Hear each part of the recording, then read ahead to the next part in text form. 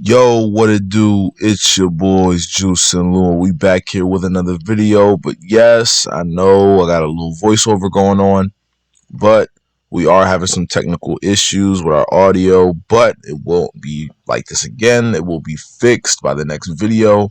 But for today, I got something good for y'all, and we just hope you guys enjoy it. Make sure you like, subscribe, hit the post notifications, comment whatever you want to see next, and we out of here. Peace.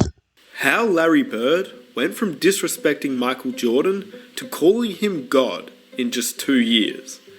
As we all know, Larry Bird is one of the most savage players in NBA history. The shots, the trash talk, the passing, and his overall swagger helped transform the league, along with his partner in crime, Magic Johnson.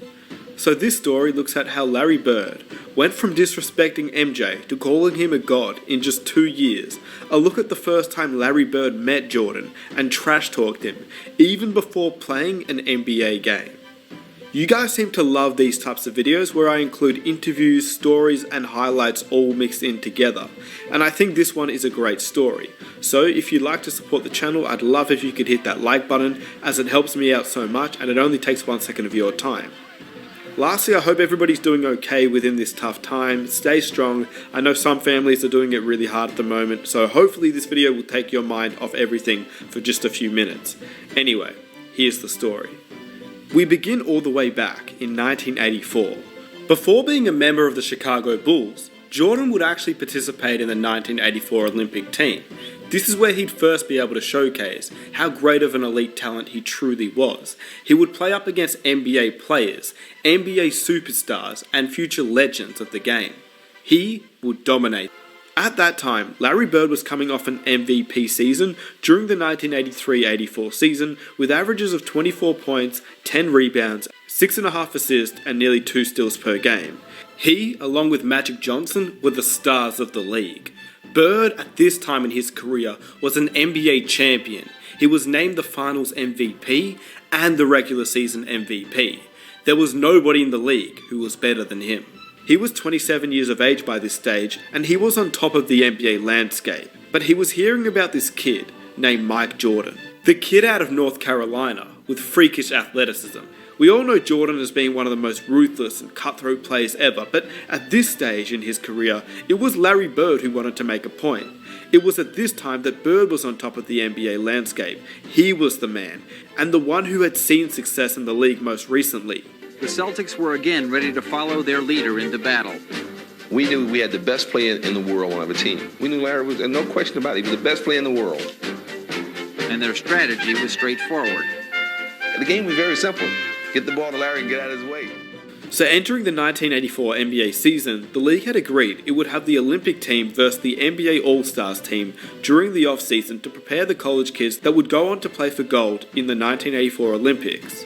And the 1984 Olympic team was interesting because future Hall of Famers Charles Barkley, John Stockton, and Karl Malone were all cut from the team, leaving the main star, MJ, to dominate the 1984 Olympics. And there's a story going around that Charles Barkley getting cut was because of head coach Bobby Knight, who knew that Charles Barkley was the second greatest player on that roster. So I go there, so we got 120, and like I said, it's probably 30 or 40 Hall of Famers. Everybody who ever played in NBA in the last 30 years was there. But to prove to me that you want to play on this team, you're going to have to lose 9 more pounds. Charles Barkley was an RPIA, Royal Pain in a And then they finally cut me. And I was pissed at Bobby Knight because he never gave me a fair chance because I was the second best player there by far. So I'm going to the airport. It's me, Karl Malone, John Stockton, and Terry Porter. And Sonny says, hey, I talked to John Thompson. I said, yeah, what did he say? He says, you were the second best player there. I said, yeah, Coach, I was the second best player there. And he says, who was the best player there? I said, Coach, I just saw the best basketball player I ever seen in my life. His name is Michael Jordan. He's from North Carolina. And the story goes that Bobby Knight clashed with Charles Barkley and was worried that he'd mess up his plan to make Jordan the main guy and the star of the 1984 Olympics, which is the reason why he got cut, and Jordan did become that star. Coach Knight, even at that time, thought that MJ was the greatest player he'd ever seen before even playing an NBA game. He's the best athlete. He's one of the best competitors. He's one of the most skilled players. And that, to me, makes him the best basketball player that I've ever seen play. You have to understand that back in 1984, the Olympic teams used to consist of college players due to the Olympic teams not allowing NBA players to be a part of it until 1992, where NBA players were eligible to play, and therefore we saw the Dream Team. So they used to have scrimmages with NBA All-Stars versus NBA college kids to prepare the college kids to play in the Olympics. This is where Bird and Jordan had their first interaction. Bird had heard of a kid named Mike Jordan, but didn't truly know how good he was, well, until this night. Beyond an acute awareness of his own commercial potential, Bird waged psychological warfare at the drop of a ball. The 84 Olympic team was playing an exhibition game against a bunch of pros, including Larry Bird, and they were in the warm-ups. And a ball bounced down from the college end of the court to the pro end. And Michael Jordan went down to chase it. The ball happened to be picked up by Larry Bird. And Michael went up a few feet away from Larry Bird and held out his hands. And Bird took the ball and fired it back down the court over Jordan's head, as if to say, you're not only not getting this ball, I don't give a damn who you are. Larry Bird knows exactly who this guy is and what's going to happen in the next few years. And he wants to get every edge he can get right now. Knowing Jordan, this would have fueled him. Michael Jordan is the type of player that fuels off energy like this, and Larry Bird was the star player in the league. Nothing was more exciting than a Bird vs Jordan face-off, before even playing in an NBA game. Live from the Hoosier Dome in Indianapolis, Indiana, it's the Olympic basketball team versus the NBA Stars. Let's take a look at these starting lineups out here now. Bobby's been changing around. You see Jordan, Tisdale, Perkins, Robertson, and Fleming. One change from what he did there in the second half yesterday. And for the NBA All-Stars, Aguirre, Bird, Parrish, Thomas, and Paxson. Not a bad lineup for any NBA team. These weren't just any NBA players that 1984 Olympic team was playing up against. These teams had players like Magic Johnson, Larry Bird, Kevin McHale, Isaiah Thomas, James Worthy, Clyde Drexler, and many others. These were the best players in the league, but it was Michael Jordan who was the one that showed out, even before he'd entered the league. And this is when Larry Bird first took real notice about how great Jordan would eventually become. Good feedback. Michael Jordan with that incredible first step. Michael Jordan on Reed! What a play! Really handling pressure pretty well. There's Michael Jordan's shot. Now they got Alfred in there. Alfred back in there. That's the ball game. Pete, this is kind of shocking to me. Well, the way they did it, it was to me too, because I didn't expect them to play this well after that game yesterday. Michael Jordan did lead the team with 17 points per game, and Bobby Knight coached the team to an 8-0 record and another Olympic gold medal. But overall, it was their historic exhibition games against NBA All-Stars that were better remembered outside of the actual Olympics.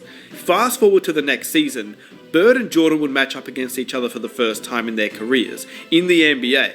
Bird finished with 34 points, 8 rebounds and 5 assists, whilst Jordan in his rookie year finished with 26, 4 and 7. But once again, this is Larry Legend in his prime years, along with the Celtics who were dominant. Bird was still once again the MVP of the league, but the Celtics had lost in the NBA Finals to the Lakers. And Bird could see Jordan quickly becoming dominant in the league, with 28 points per game, an average in his rookie year, which has never been replicated. By Jordan's second season, he had broken his foot, allowing him to miss majority of the season. But this was actually one of the most important seasons for the Bird and Jordan rivalry.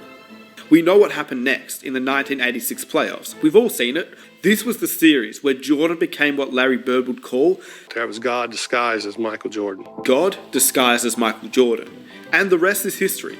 Larry Bird and Jordan played against each other for 28 games during the regular season. Larry Bird won 17 of those games and Jordan only won 11, but you can't really compare the two players. They both would play exceptionally well against each other, Jordan averaging 33.5 points per game, 6 rebounds and 6 assists, whilst Larry Bird would average 27 points, 8.5 rebounds and 6.5 assists. They would meet twice in the playoffs, and the Chicago Bulls got swept each time, despite Jordan obliterating the Boston Celtics. But as we all know, we can't compare them. because obviously Larry Bird was getting older and he phased out basically after the 1988 season where he started to have back issues. Jordan started to dominate the league during that time. And obviously Larry Bird was surrounded by excellent teammates and he won rings. Jordan came into a bottom rebuilding franchise that hadn't won, so the two were in completely different situations. And yes, Bird won more, but it's unfair to rank them at this point in their respective careers. This video was to show the level of respect that arguably the greatest player at the time had for this sophomore kid, just making his way through the league. Larry Bird went from trash-talking Jordan during the 1984 Olympics to calling him God disguised as Michael Jordan, and the best player he'd ever seen. Nobody like him. Point blank. I never seen nobody play like he plays. And you can include all of them. That type of player that can go to another level anytime he wants to. Probably the greatest player in the game right now. And this was all in just the span of 2 years. To put that into perspective, imagine LeBron James trash-talking some college kid now, and then 2 years later, he's calling him the greatest player that he's ever seen in just his sophomore season. Not to mention, after missing majority of the year with a broken foot. If that doesn't scream out GOAT, I don't know what does. And I hope you guys enjoyed the video. Let me know what you think about this trash-talking story, Larry Bird vs. MJ. You guys seem to love these types of videos where I include interviews